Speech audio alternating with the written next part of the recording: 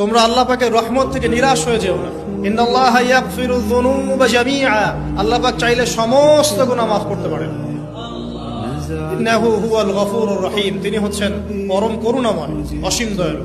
আমি আলোচনা সামনে নিয়ে যাওয়ার আগে আরেকটা বিষয় বলে রাখতে চাই, এই আলোচনাকে একপাক্ষিকভাবে একপেশে ভাবে বুঝে নেওয়ার কোনো সুযোগ নাই। আল্লাহ পাক যেমন পরম করুণাময় অসীম দয়ালু, ঠিক একইভাবে আল্লাহ রাব্বুল আলামিন শাদীদুল ইকাব, কঠিন শাস্তি দাতাও বটে। এই দুটো বিষয় মাথায় রেখেই আল্লাহর রহমতের আশাও করতে হবে এবং আল্লাহ পাকের গজবের ভয়ও করতে হবে। এর মাঝখানেই হচ্ছে ঈমান।